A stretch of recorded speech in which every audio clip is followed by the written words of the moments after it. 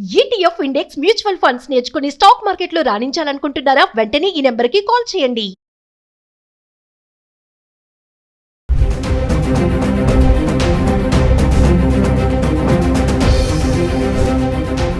Suman TV ప్రేక్షకులకు నమస్కారం. నేను మీ అనలిస్టు మందరి కృష్ణారెడ్డిని మాట్లాడుతున్నాను. బంగారం, వెండి రేట్లు రోజు రోజుకు తగ్గిపోతున్నాయి, పాతాళానికి పడిపోతున్నాయి. రేట్లు బాగా పెరిగిపోతాయని బంగారాన్ని, వెండిని కొనుక్కున్నటువంటి వాళ్ళు అయ్యో రేట్లు పడిపోతున్నాయే, మేము నష్టపోతున్నామని బాధపడుతున్నారు. కొనుక్కొని వాళ్ళు రేట్లు తగ్గిపోతున్నాయి కదా, మేము కొనుక్కునే అవకాశం ఉన్నాయేమని ఆశగా ఎదురు చూస్తున్నారు. కొన్ని సోషల్ మీడియాలో వస్తున్నటువంటి వార్తలు ఎలా ఉన్నాయంటే 80,000కు వచ్చేస్తుంది బంగారం రేటు, ఒక తులం భారతదేశంలో 80,000, అంతకన్నా తక్కువ వచ్చే అవకాశాలు ఉన్నాయనేది కొంతమంది చెప్తున్న మాట. కొంతమంది 50,000కు కూడా రావచ్చు అన్నట్టుగా కొంతమంది ఊహాగానాలు చేస్తున్నారు. ఏది నిజం? బంగారం రేటు ఇలాగే పడిపోయి 70,000కు, 80,000కు, 50,000కు వచ్చేస్తుందా? వెండి రేటు ఇలాగే పడిపోయి పాతాళానికి వెళ్ళిపోతుందా? లేక భవిష్యత్తులో పెరిగే అవకాశాలు ఉన్నాయి? అసలు ఎందుకు పడిపోతుంది, ఎందుకు పెరిగింది? ఈ విషయాన్ని మనం కూలంకషంగా చర్చించుకోవాల్సిన అవసరం ఉంది. మొదటిది ఏమిటంటే, పెరగడానికి కారణాలు అంతర్జాతీయ మార్కెట్లో యుద్ధానికన్నా ముందర, ఇప్పుడు మనకి ఏదైతే అమెరికా, ఇజ్రాయెల్, ఇరాన్ మీద యుద్ధం చేస్తుందో, ఈ యుద్ధం ప్రారంభమయ్యే వాటికి 25 రోజులు దాటిపోయింది. ఈ యుద్ధం రావడానికంటే ముందర ప్రతిరోజు పెరుగుతూ పోతుండేటువంటి యుద్ధాలను మనం చూసాం. బంగారం 1,90,000 దాకా వెళ్ళిపోయింది. వెండి అయితే 4 లక్షల దాకా కూడా, 3.5 లక్షల దాకా టచ్ అయ్యేటువంటి అవకాశం, 4 లక్షల దాకా కూడా వచ్చే పరిస్థితి ఏర్పడింది. కానీ టకటకటకట ఫాల్ అయిపోయి చాలా పాతాళంలోకి వెళ్ళిపోయింది. ఎందుకు ఇది తగ్గుతుంది? కారణం ఏమిటి అంటే, యుద్ధం ఒకవైపున జరగడం కొంత కారణం అయితే, మరొక కారణం ఏమిటంటే క్రూడ్ ఆయిల్ దొరక్కపోవడం వల్ల బయట ఎక్కడ ప్రపంచంలో ఉండే క్రూడ్ ఆయిల్లో చాలా భాగం అమెరికా చేతిలో ఉండటం వల్ల, అమెరికా క్రూడ్ ఆయిల్ రేటు పెరగడం వల్ల అమెరికాకు చాలా లబ్ధి చెందింది. అంటే డాలర్ బాగా పటిష్టమైంది.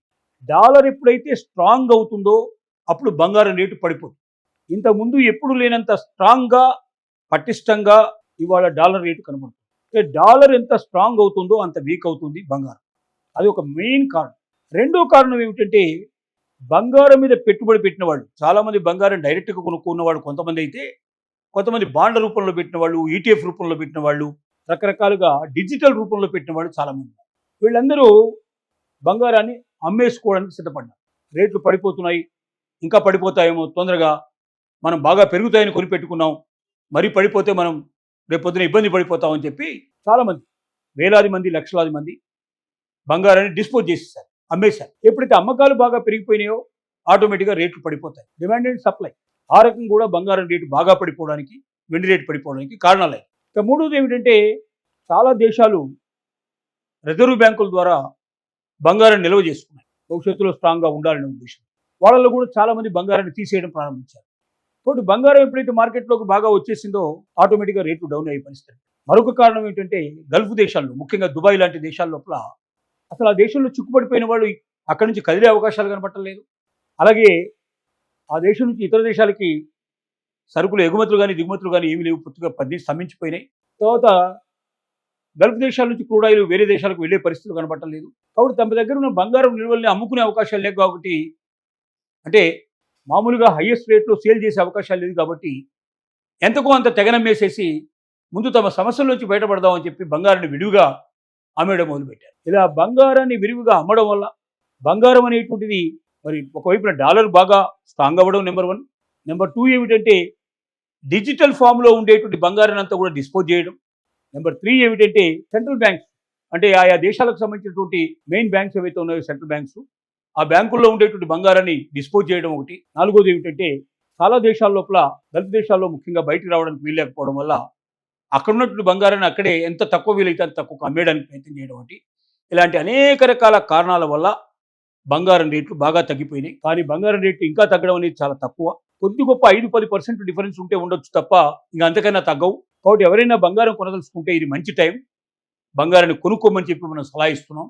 అలాగే వెండి ఎక్కువగా ఇండస్ట్రియల్ ప్రొడక్ట్స్ లోపల ఉపయోగపడుతుంది కాబట్టి ఎలోనుగా వెండి ఒకదాన్ని ఉపయోగించరు. వేరే మిగతా స్పేర్ పార్ట్స్ అన్ని కూడా విదేశాల నుంచి వస్తే ఈ స్పేర్ పార్ట్స్తో కలుపుకొని వెండిని కూడా ఉపయోగించి ఇటు ఎలక్ట్రానిక్ వెహికల్స్ లోపల, అటు సోలార్ సిస్టమ్స్ లోపల, సెమీ కండక్టర్స్ లోపల, ఔషధ పరిశ్రమల లోపల, ఇలాగ అనేక రకాలైనటువంటి పరిశ్రమలో దీన్ని ఉపయోగిస్తూ ఉంటారు. కాబట్టి ఇవన్నీ కూడా ఇతర స్పేర్ పార్ట్స్ వస్తేనే వెండి కొనుక్కోవడంలో ఉపయోగం. ఇతర స్పేర్ పార్ట్స్ వచ్చే అవకాశం ప్రస్తుతానికి లేదు కాబట్టి హార్ముజ్ జలసంధి మనకు మూసేయడం వల్ల, మరి చుట్టూ తిరిగి రావడం వల్ల ఎక్కువ కాస్ట్ అవుతుంది వాళ్ళకి. తర్వాత ఫ్లైట్సే లేకపోవడం వల్ల, కార్గో కూడా బంద్ అవ్వడం వల్ల మరి స్పేర్ పార్ట్స్ అన్నీ కూడా ఆగిపోయినాయి. ఇలా స్పేర్ పార్ట్స్ ఆగిపోవడం వల్ల వెండి కూడా మనకు అవైలబిలిటీ లేకపోయిన పరిస్థితి. ఇప్పుడు అంటే వెండి మనం తీసుకున్నా కూడా వెండిని మనం ఏం చేసుకోగలుగుతాం, మిగతా స్పేర్ పార్ట్స్ వచ్చినప్పుడే కదనే ఉద్దేశంతో ఆ స్పేర్ పార్ట్స్ కోసం వేస్ట్ చేస్తూ వెండి కొనడం మానేశారు. అందువల్ల వెండి బాగా తగ్గిపోయింది. కానీ అతి త్వరలోనే యుద్ధం ఒకసారి ఆగిపోతే, ఈ పరిస్థితులన్నీ చక్కబడితే తప్పనిసరిగా రేట్లు పెరుగుతాయి. బంగారం రేటు పెరుగుతుంది, వెండి రేటు పెరుగుతుంది.